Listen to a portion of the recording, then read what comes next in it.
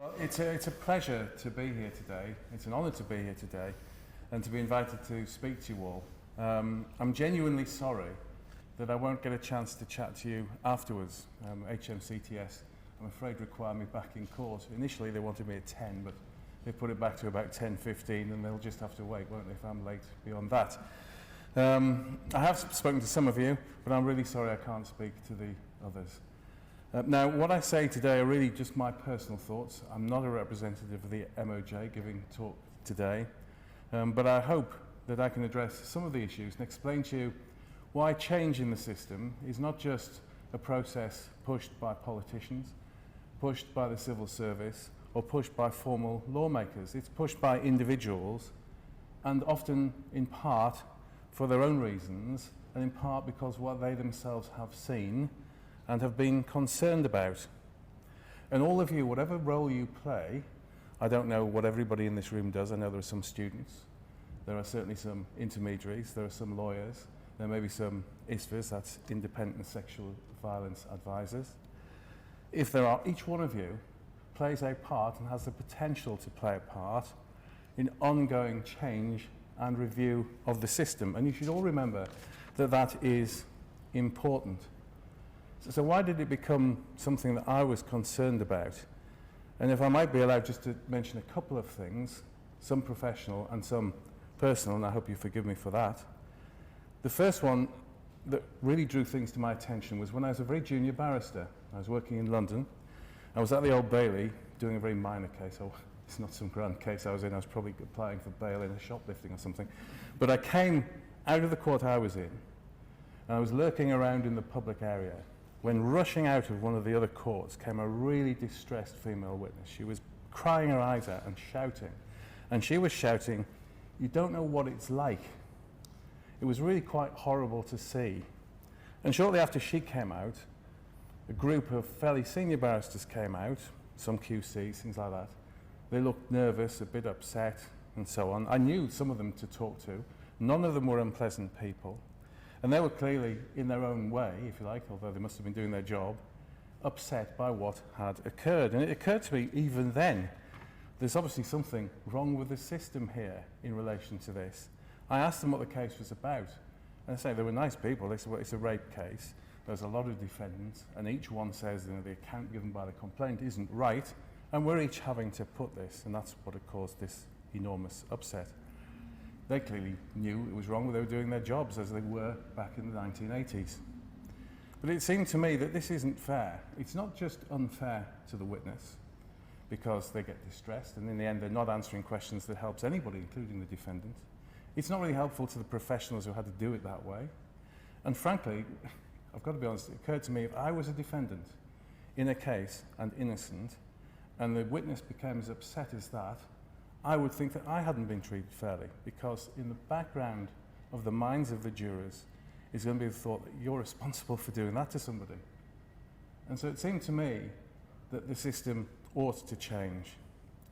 And it did, and it's been changing for some time since then and before then.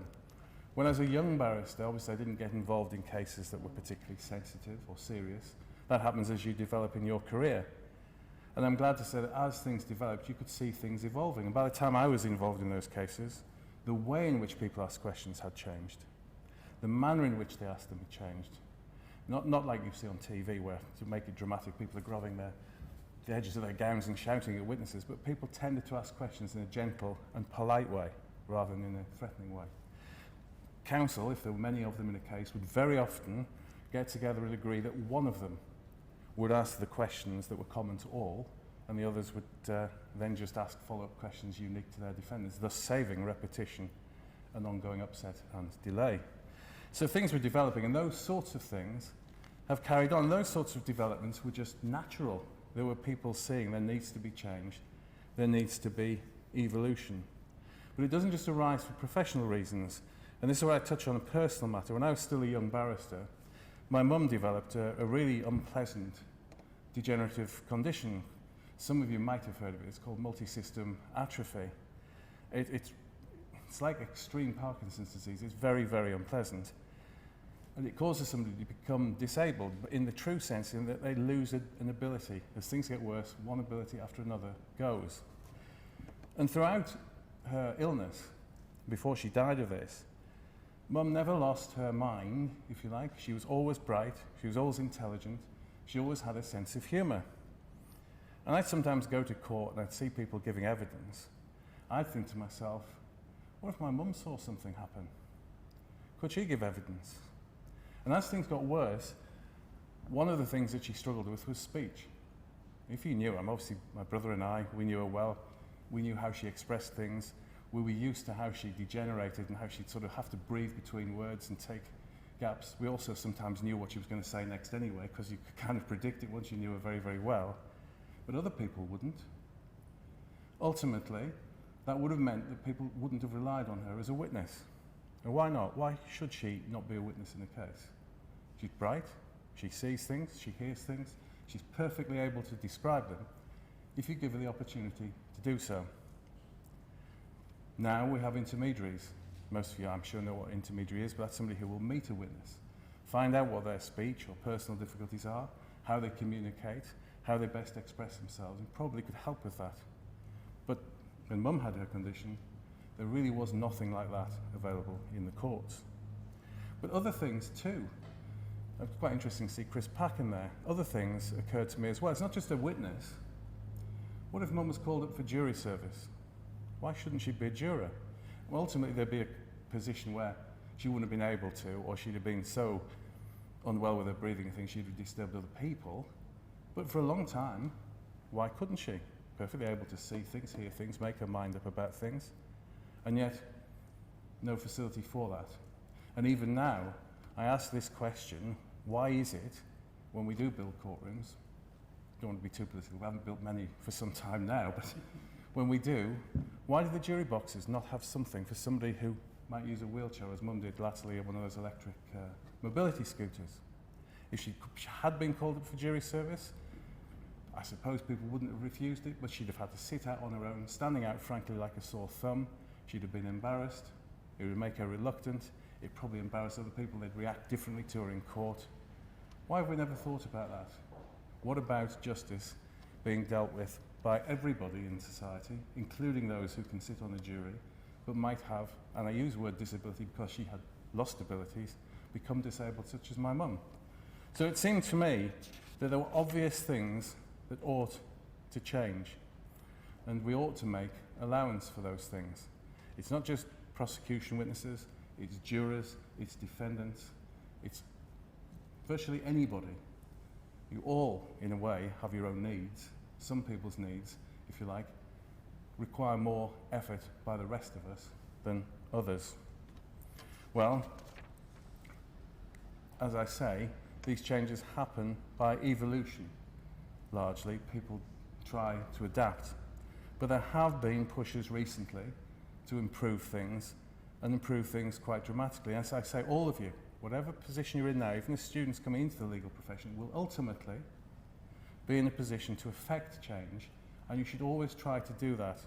But what I would say is there should be a word of caution. It should be evolution and not dramatic change simply for change's sake.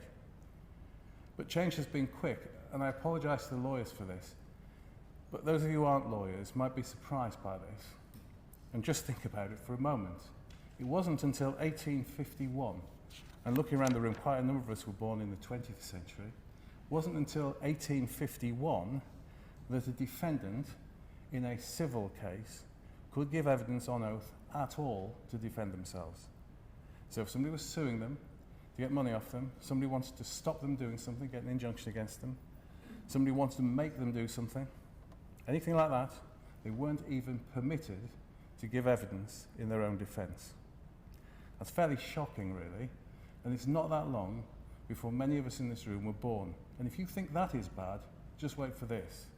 It was 1898, with the passing of the Criminal Evidence Act, that a defendant in a criminal case was first allowed to give evidence on oath at all. Stop and think about that. Some of those people were on trial for their lives, and they weren't permitted to give evidence at all on oath. They could make an unsworn statement from the dock, but frankly, they were largely valueless. They were short. Everybody says, well, you're bound to say you didn't do it, didn't you? It was a bit like that. It wasn't tested. They weren't able to say, I will get up, I'll tell you about it, and you can question me, and I'll show you why I'm right. Not until 1898, 66 years before I was born. If I said to any of you now, if you put it in context, back in the 1950s, you could be on trial for your life and not be allowed to give evidence, you'd be horrified. And so you see that things were changing. And they changed probably for good reasons. There will have been a reason why people couldn't give evidence, probably because for a long time most people were illiterate. The courts used very formal language and used Latin. And for serious cases there was representation, often free, but somebody would turn up, a junior lawyer or somebody who was a senior lawyer with no work might turn up to represent them, but that was about the extent of it. But by the 1890s, people were getting education. And thankfully, people noticed, and ultimately politicians noticed, and they changed the law. And 1898 just happens to be synchronicity with something we'll come to in a moment. But that change has carried on at an enormous pace, and I think it's increased significantly recently. And I'm grateful, really, to the court service for giving me a job in Leeds, because Leeds has been, I think, at the forefront of change, certainly in criminal cases. One of the things, as you were told a moment ago, that I've been involved with, is what's called Section 28 of the Youth Justice and Criminal Evidence Act. And that was brought into force in or rather it was put on the statute book in 1998, 100 years after defendants were given the ability to give evidence in their own defence. And what that provides for is that a complainant, a witness, something like that, person in that position who is vulnerable, they can have their cross-examination recorded in advance of trial so that it can be played back later, removing, for those who need it, the unnecessary nervousness of going to court, removing the worry about waiting, and, when ultimately the section was brought into force, controlling the way questions were asked in a more formal way than things had simply evolved. And by the time that came into force, which sadly wasn't until about 2014, even though it had been on the statute book for 16 years or so, there were already in place other special measures for witnesses. And just to give you a list of the types of things, TV links to rooms that are remote from the courtroom, so that a witness who's nervous about speaking in public or seeing people they don't know could give evidence from a separate part of the building. Screens for witnesses who don't want to be seen by the public. There were CVP links, which were introduced relatively recently and are available for people who live a long way away. And the courts became much more willing to adapt to the needs of individuals. And with Section 28, there came certain formalities which were necessary for the Section 28 procedure to work, but also dealt with the needs of witnesses. We saw intermediaries becoming used much more frequently. The need for them was spotted because the cases had to be dealt with early, and once that need was spotted, people were seen by the intermediaries who would help with how can questions be asked of this witness? How should they be phrased? Does the witness require, for example, something like a fidget toy just to make them relax within the room? They're simple examples of things that came into force at about the time Section 28 came into force and were advanced because of the Section 28 procedure. Formal rules about how questions could be asked by advocates were also introduced.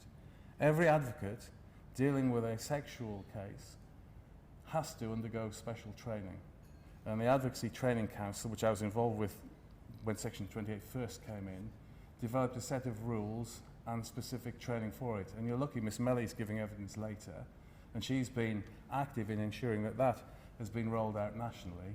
And she's one of the, if you like, I don't want to big her up too much, but one of the best advocates at dealing with this type of case that you could ever wish to see, because she knows exactly what to do and how to do it and is ahead of everybody else on the training. But there were now rules, and there was a requirement for training, compulsory, before people could deal with these types of cases. Hopefully, no more witnesses running out of rooms crying and upset. Sadly, you're never going to get rid of that entirely, but it has reduced significantly, I think.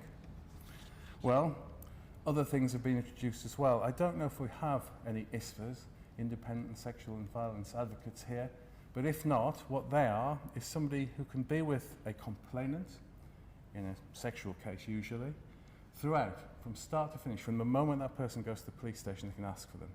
Their role is really just, if you like, to advise, to be a friend, to explain what the process is, what's going to happen next, what could you ask somebody to do, where should you go, what should you do, what are the options open to you.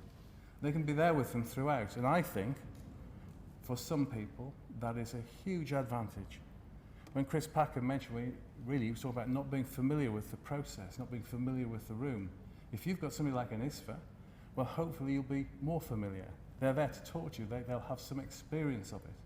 And that, I think, is another important development and something we can maybe utilise in other ways in the future. I'll come to that in a moment. I emphasise personal thoughts, not the MOJ's thoughts, just in case anybody thinks about that. We now have, as well, a remote site known as a SARC, Sexual Assault Referral Centre in this area, which means that a complainant in domestic violence or sexual case doesn't even need to go to a police station. If it is appropriate for them, then they can go to this centre. It's remote from a police station, it's remote from a court. They can make their statements there. If they need medical examination, they can be examined there. If they have to give evidence, they can give their evidence from there, both in pre-recorded evidence and in any cross-examination, either live on a live link or a Section 28 early cross-examination. Again, not necessarily something for everyone, but it's there for those who need it. And that's really the key. It's for those who need these things. We shouldn't, I think, always push every new thing onto every particular person, but we should try and utilise the tools we've got for the needs of the individual people involved in cases. Well, as I say, those things are hugely helpful. Intermediaries can be enormously helpful. Just 2 weeks ago, I had a case with a witness who was struggling with a relatively simple question, but just couldn't get their head around what the question was. Everybody tried to rephrase it, and eventually the intermediary managed to explain what the question was. It wasn't a complicated question. I can't remember exactly what it was, but it was just the fact that this intermediary was with the witness, knew the witness, and was able to explain this is what the question is and get the answer which everybody was hoping to hear. Well, what shall we do to change things in the future? Well, I think we should always think to ourselves, do we need the change?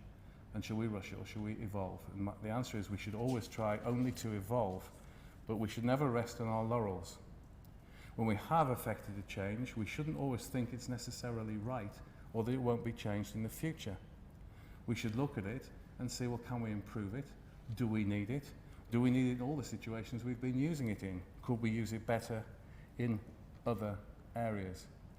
And an expression that's used in sexual cases where a witness gives evidence in advance in chief on a video recording, they're called ABE interviews. It stands for Achieving Best Evidence. And that's quite a good way of thinking about it if you're dealing with a witness. What one of these or more, what one or more of these particular tools we now have available to us will help this person achieve giving the best evidence. Not necessarily saying to them you've got to use all these things because they're there, but looking at that person's needs and saying, well, what will actually get them to give the best evidence? And I have to emphasise this. Achieving best evidence doesn't necessarily mean just from the point of view of the prosecution, it means from everybody's point of view. What is the best way to get this person to give their account and also to properly answer the questions that they're being asked where the account's being challenged? So that's what we always need to reflect on when we look at how we use the different tools that are available to us. But I've spoken really about the situation we're in now, principally in the criminal courts. But there are other areas that we perhaps ought to consider. Because people who require assistance, be they nervous, so I focused on really complaints in sexual cases because they tend to be the most nervous of witnesses that I come across, but other people get nervous. Some people need help because they have difficulties, such as my mother's that I mentioned. Some people suffer from dementia and so on. What we need to do now is reflect on what can we do for people with all those range of problems, and not just in the criminal courts. And in criminal courts, for example, why is it that we focus principally on the cross-examination of complainants. I mentioned to the guys from HMCTS and MOJ earlier, it strikes me always as odd that although there is the facility to have an intermediary at the giving of evidence in chief, the achieving best evidence interview that police conduct, which forms the evidence in chief of a witness, it's hardly ever used. It's used in some cases, but it is a minority of cases. Well, if somebody needs an intermediary when they're being cross-examined, which is usually the shortest part of their evidence, how is it they didn't need one when they were being examined in chief? Well, it's something that perhaps we ought to give thought to. What about civil cases? You all just think, or most people would think, I'm probably being rude to say you all just think, most people would think, well, commercial cases, who cares? Well, stop and think for a moment. Civil cases aren't just commercial cases. People have had accidents. People have been discriminated against at work. Some people, even in a commercial case, they might have had a business, they might have been the victims of a fraud, and now they've developed dementia. Why shouldn't they similarly have access to justice? Why are the facilities that have become so readily available in criminal cases, principally sexual ones and domestic violence ones, but why are those facilities not being rolled out more quickly in other areas? There may be practical reasons, but we ought perhaps to think, well, could we help people achieve justice in the civil courts, for example, by rolling out these sorts of provisions for them there? In criminal cases, what about defence witnesses? Defendants sometimes make applications, but defence witnesses? I've never ever seen an application for one. Now, there are practical reasons why that will be difficult, but why can't we address the rules to see if we can deal with that? The practical reasons, frankly, are these. If you're a defence advocate, the last thing you want to do, frankly, is call too many defence witnesses, because it only needs one to get it wrong and your whole case is gone. But there will be witnesses who you have to call who might need assistance and whose evidence will be improved by the special measures that are now available to the court. So how do we get around the problem of the defence perhaps having to reveal what their witnesses planned to say, because they may not say it? Well, perhaps you can do that by not telling the prosecution, have the judge and the intermediary and the defence there in advance approving the way the witness will give evidence and setting some rules. But at the moment, it simply doesn't happen. Other things we could reflect on are these. Well, do we always need what we use at the moment? So I say intermediaries have been fantastic. But there are certain areas where maybe we only need to use them in some ways. So I'll give an example. In many of the cases I've been talking about, the witness is a child. And the intermediary really helps with the way the questions are asked to that child because they've got to know them. But if on the whole, that particular child is really just an ordinary child of 10 or 9 or whatever, once the questions are agreed, and you've got a judge who's been specially trained, you've got an advocate who's been specially trained, you've got questions agreed with the intermediary, you've got witness support present in the room who've been specially trained, quite often what happens is the intermediary sits there and of course they've done their job and the witness just, in fact with most of them, the witness just gives their evidence straight through. It's just a thought, but would perhaps that resource, because it's limited, be better then moved to having help with the ABE in the first place about how the questions are asked, because they've really done their job by helping with the questions on the cross-examination. When people apply for intermediaries, for things like defence or defendants, perhaps the applications could be more focused. Instead of saying, well, the whole case, I know they don't always ask for that, it's about 1/3 they don't. But what about the advocate saying, well, this defendant really will need help in these areas? The cross-examination of this witness where the facts will be difficult.